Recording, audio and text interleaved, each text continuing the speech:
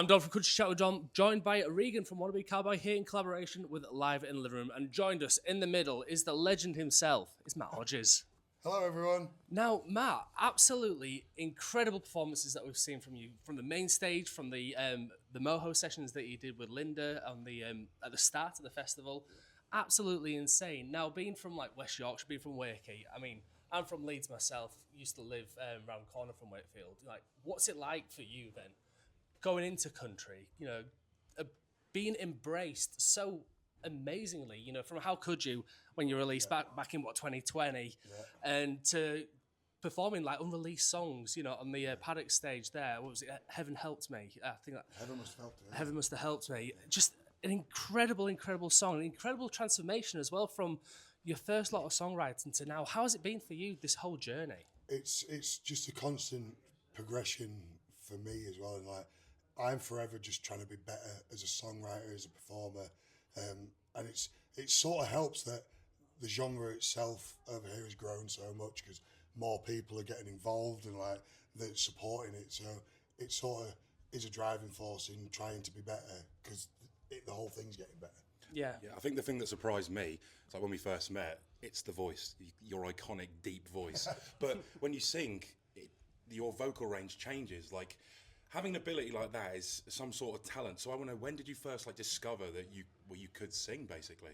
Well, I will admit that I was actually a choir boy, and I didn't sound like there's this. nothing wrong with that. I didn't sound like this then, but I actually was drumming in a big swing band, and we had a depth drummer, and the singer was sick, and so I said I'll sing, and the depth drummer can play the drums, and then I just started singing, never went back. I was say, got to used to being the front man and enjoying it too much. I think I like the attention. But it's we watch your performance as Dom said on the main stage. Your stage presence. You get some acts, they will stand in the middle sometimes and just enjoy. But I've seen you move around.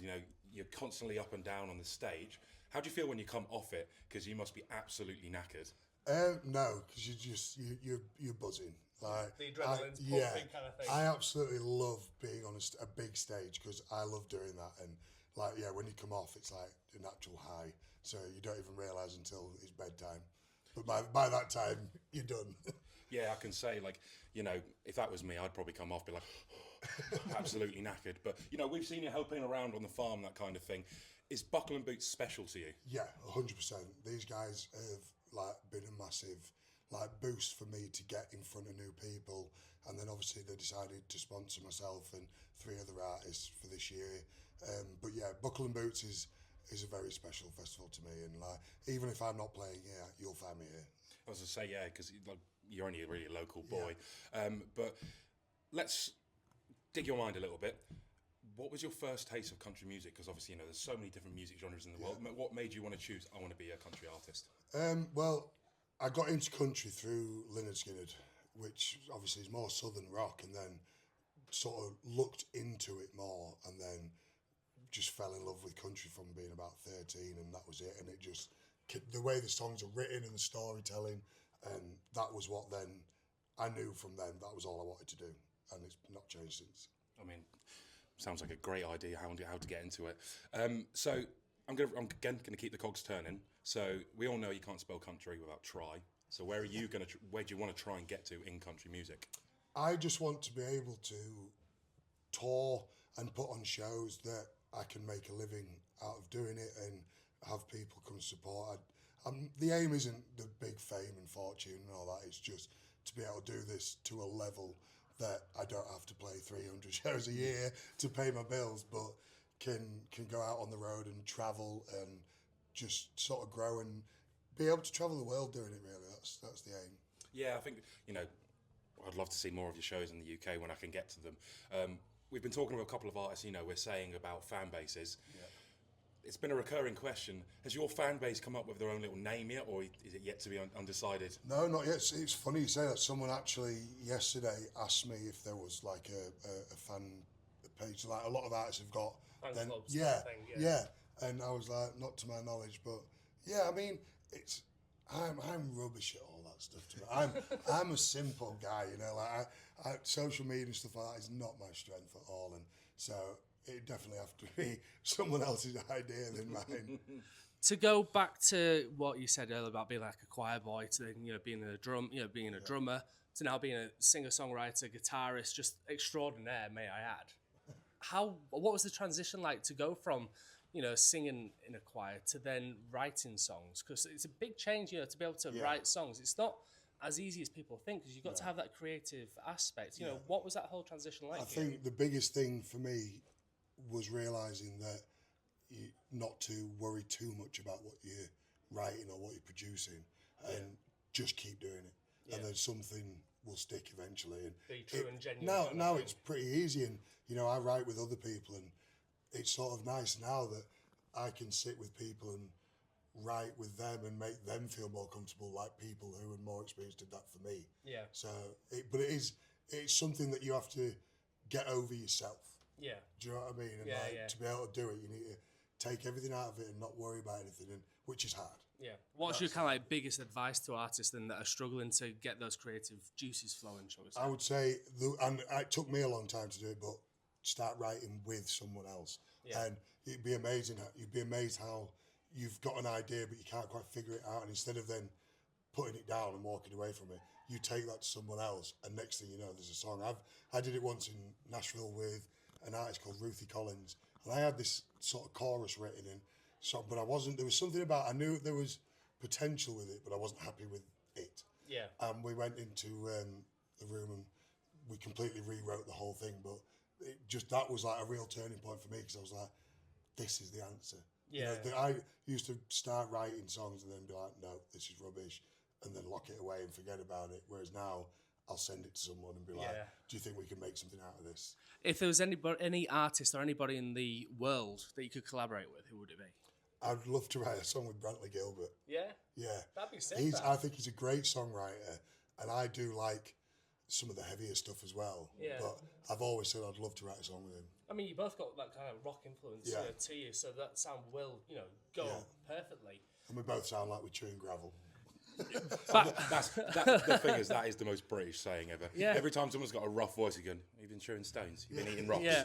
Normally the American side of it is, whiskey and cigarettes kind of sound to it. But chewing gravel is proper northern saying, I love it. Yeah. But no, going back, you said you're useless with socials. Yeah. Obviously, we now know the power of social media is massive, obviously, where can people find you? I don't know if I'm on Facebook and Instagram and everything. I find myself going through patches of being on it all the time and putting stuff up, and then not doing it for months on end and realising that I need to. Yeah, the whole case of it's creative block, sometimes. Well, I mean, if you're in your mind, I'm thinking, I've got to write this song and then I've got to make this social post, It must be like a filing cabinet with just everything. It's another thing to do, and like, even now I've been here since Thursday and I haven't put anything up, because it sounds a bit cheesy, but I'm living in the moment. Yeah. Do you know what I mean? And you then can reflect back on it later. And then even then, sometimes then I'll forget to go back and, put it up. But I don't want to walk around on my phone. No, that's exactly the case. It's like, I feel like this festival, it's everyone's just in the moment. Yeah. There's been occasions, obviously, I have literally phones, like watching the Paddock stage last night. There was a one or two from the recording, they just put it away, and then everyone started dancing. Yeah. But I mean, the occasion of I feel like I'm chewing gravel with, I can't think of a question. But well, I think I'm all questioned out. I just want to say, it's great when you kind of like live in those moments, because the fans see you being engaging with them, particularly when you're walking around, even like just watching you helping Laura, carrying some, bases, across the farm. It's like, I've struggled to lift one, let alone two, just casually just walk, sauntering across. It's brilliant. Back to the Moho session that you did on Friday, and the unreleased songs. You talked about unreleased and things that you're about to release in the near future. Do you want to talk a little bit about that, or are you keeping that to yourself? I've got one that I'm beginning on 2nd of June, so in a week and a half or so, and I'm recording that then. Hopefully I can get it out. I'm aiming for end of August, so I'm going to try and really turn it around quick. And then there's some other stuff in my mind as well, and I'm wanting to really put an album out at some point. Yeah. But it's difficult when you're as busy as I am at the moment. It's the time. Time is a killer, and it's the one thing you can't create more of. Yeah. Time and money. Yeah. I always say I need an 8th day that no one knows about, and then I can get loads of stuff done. But it's so hard to balance it all. Like, Yeah. So, but yeah, that's definitely coming out. It's called Keep Country Right, and it's sort of a bit of a message to everyone about let's not forget what country music's about. Yeah, you gave us a little sneak preview of one of the lines there. You did it for Blue Foley on the stage, and I've got to say, it sounds incredible. So when you do listen to it, when it is released, we're all excited. We are really excited for it. But yeah, thank you so much for coming on. My pleasure. It's been a pleasure having you here on Live in the Living Room. Again, we'd like to have you again one day back at the Live in the Living Room Gives Back events. Yes. You know, absolutely fantastic, event that James puts on for Live in the Living Room and raising money for charities. Love to have you back one day. But yeah, thank you again for coming on. Thank you everybody for tuning in, and we'll catch you all next time. See you later. Bye for now.